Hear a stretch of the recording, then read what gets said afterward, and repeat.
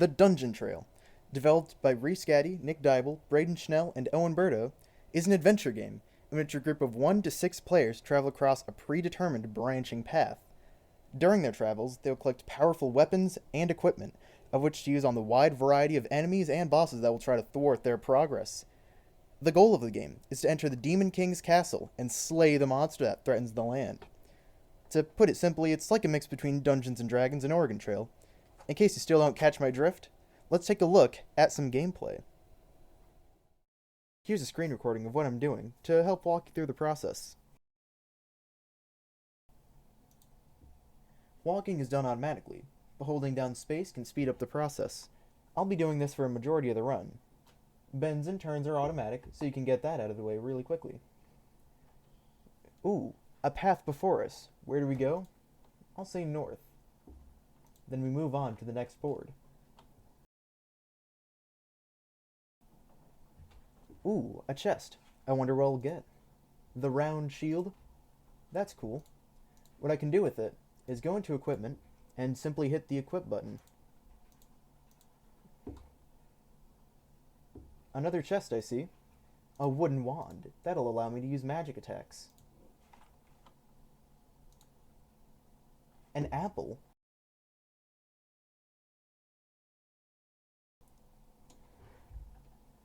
I could go to the exit, but I want to see what they have at the south path.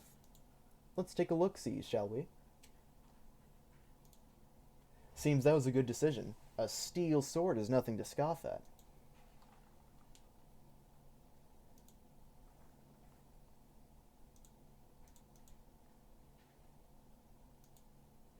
And then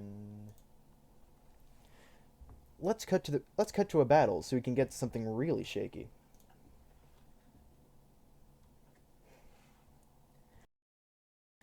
There it is, a slime. A simple, ooey gooey slime. It only knows 1 attack and has about 10 health, so this should be a walk in the park. Battles are fairly simple. First, click on the Select a Weapon button.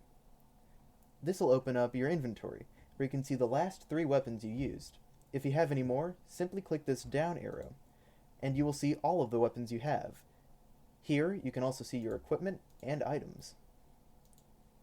But for now, I'll stick to weapons.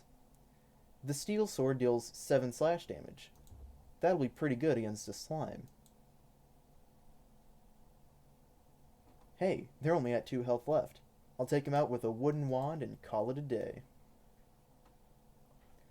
And hey, my spoils for the battle are an even better shield. I'll make sure to equip that right away.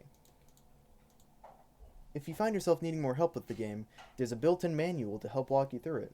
It goes into much more detail than I do here. But how does it all work?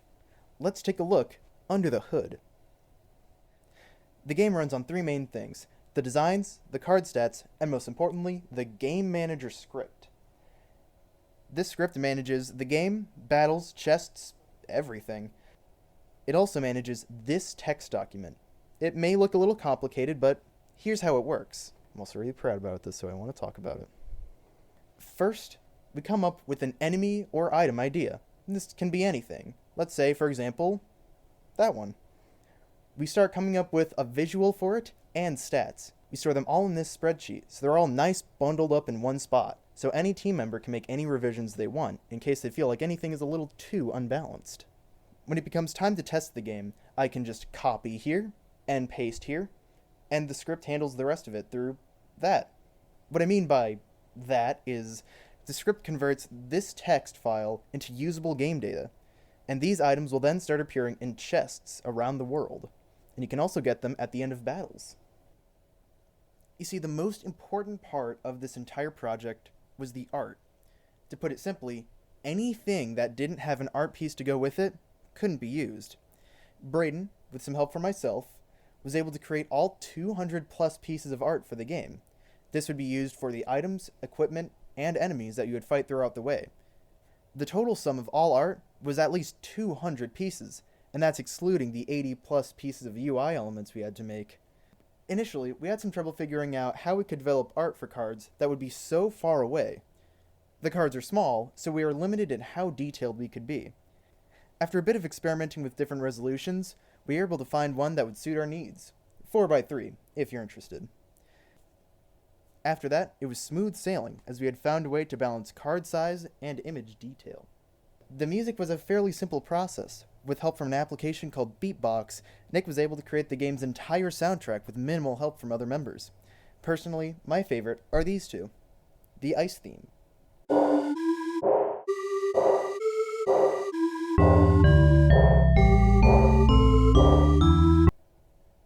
And the tutorial theme.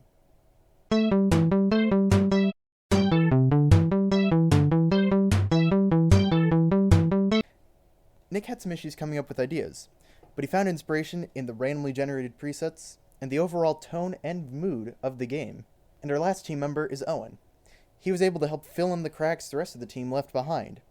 From helping give stats and properties to enemies, to helping come up with concept art, Owen was able to complete tasks that spanned over a wide area of expertise. You might be wondering, where's the rest of the team now? I'm continuing to develop video games in my spare time, and have also been meaning to take up music. I've been doing a lot more drawing, and I'm trying to build an online presence through my art. Is it good? Relatively, but it's getting better. Nick has been working on becoming a character in a choose-your-own adventure game, and Braden's been working on other games in his own time, while also honing his art skills even further.